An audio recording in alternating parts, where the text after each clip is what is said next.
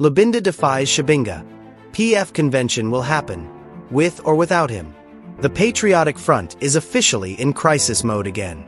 Given Lubinda has announced that the long-awaited PF convention will move forward, with or without the papers and political games Robert Chabinga is allegedly playing.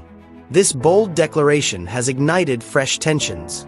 Is Chabinga attempting to derail the convention? Is Lubinda signaling a power shift?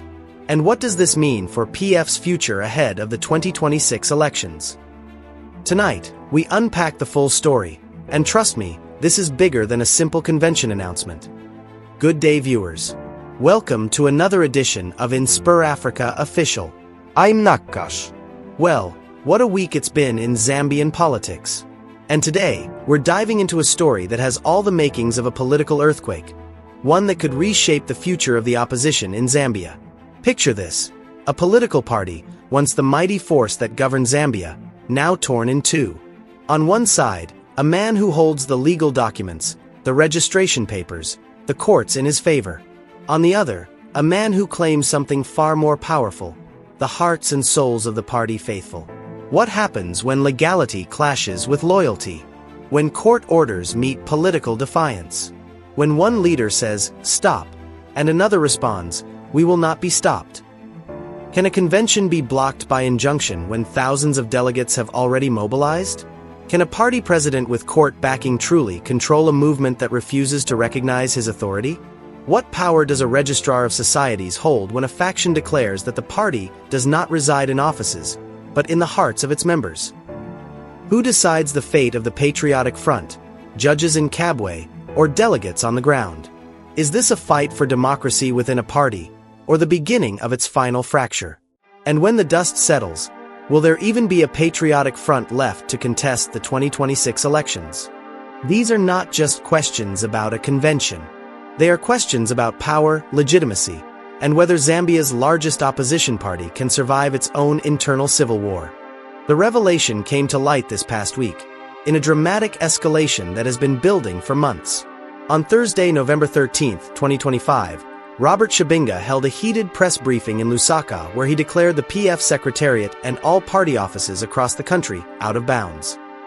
Flanked by his loyalists and waving what he repeatedly called Lugwalo, the legal registration papers, Chabinga announced that the given Lubinda-led convention is illegal, the nominations are illegal, and that candidates who paid K200,000 each must go back and collect their money.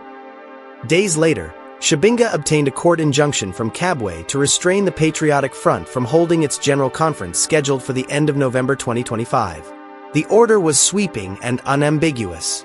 The court directed that the party immediately cease and desist from occupying the Patriotic Front Party Secretariat, use of party materials, including issuance of party receipts and use of letterheads, holding meetings, press conferences, and media briefings in the name of the Patriotic Front Party.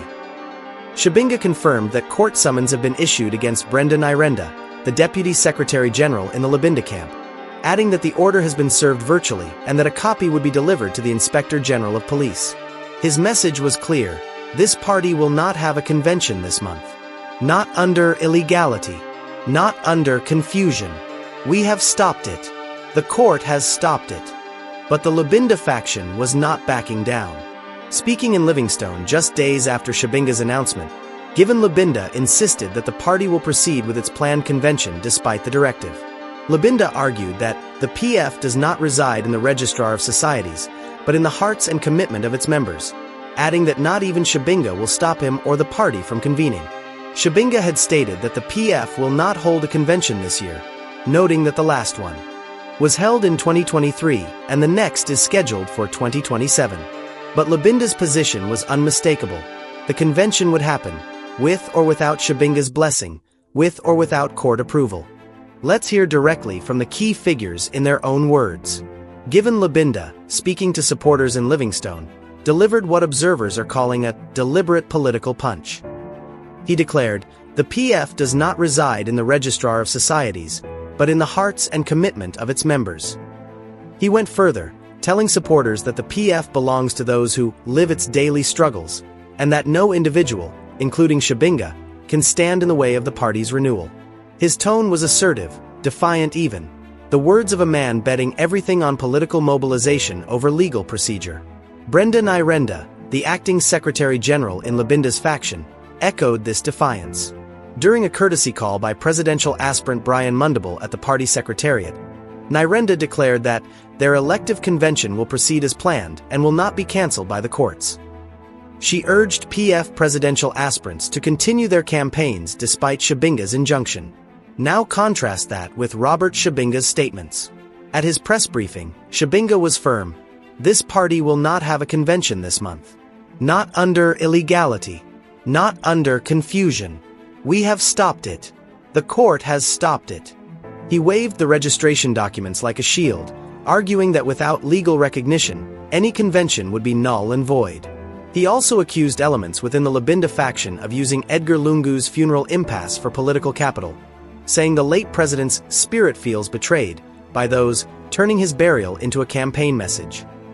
Chabinga stated clearly, the last convention was held in 2023, and the next is scheduled for 2027. In his view, there was no constitutional basis for what Lubinda was planning. But Lubinda had already anticipated this argument. In an earlier interview on Millennium TV's Pulse Nation program, Lubinda said his party was exploring alternatives, including talking to Chabinga, to get the PF name back.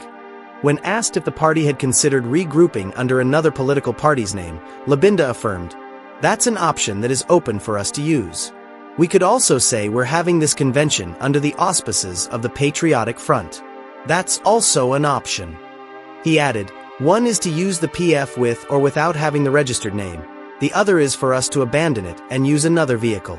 We're going to a convention at the end of November, either under the PF name or under an alternative." When pressed about the Secretariat and party control, Lubinda was blunt. The Secretary General's office and the Secretariat are going out, revitalizing these structures. They are not answering to Chabinga, they're answering to Rafael Nakasinda and in effect answering to the Central Committee that I head. So, we have the party and Chabinga has the registered name. We control the party, that's what is happening. In other words, you may have the papers, but we have the people. So what does all this mean for the Patriotic Front and for Zambia? Political analysts are describing the situation as two parallel scripts, two centers of authority, and two futures. Lubinda's rebuttal signals that his faction is ready to test how far Chabinga's legal position can stretch when confronted with political mobilization on the ground. He is betting that delegates, district structures, and long-standing party loyalty outweigh procedural arguments. But Chabinga's camp has something Lubinda doesn't. The law, the police, registrar of societies, and the courts now sit at the center of a rapidly escalating internal conflict. If the injunction is enforced, the Lubinda-led convention becomes vulnerable. If delegates gather anyway, the party risks spiraling into more chaos. One truth now stands out. PF's battle is no longer about who becomes president. It is about who is allowed to hold an election at all. The stakes are enormous. The PF is still Zambia's largest opposition party by numbers and reach. The tone and discipline of its convention will determine whether it remains a credible alternative or collapses into rival camps ahead of 2026. There is a high risk of dual leadership. Robert Chabinga still holds technical recognition at the Registrar of Societies, a factor that could become decisive if the losing faction challenges the convention in court. And then there's the question of legitimacy. The weeks ahead will depend on where state institutions tilt. If the injunction is enforced, the Lubinda-led convention becomes vulnerable. If delegates gather anyway, the party risks more chaos. Political observers note that this isn't just an internal party squabble. It's a test case for how opposition politics will function in Zambia going forward.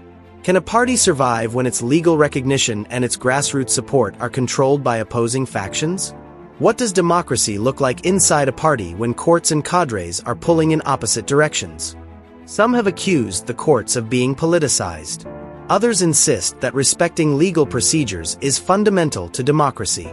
Critics within the Lubinda camp have argued that when courts become political players, trying to entrench a dictatorship, they should be treated as such and be ignored. But opponents counter that ignoring court orders sets a dangerous precedent for lawlessness. What's undeniable is this: the Patriotic Front is now a house divided. And whether it can hold together long enough to challenge the UPND in 2026 remains the billion kwacha question. Well, viewers, thank you so much for watching this edition of InspirAfrica Official. This is a story that's still unfolding. Will the convention go ahead? Will the police enforce the court order? Will the Patriotic Front split into two separate entities? We'll be watching closely and bringing you every development as it happens. What do you think? Should the convention proceed despite the court injunction?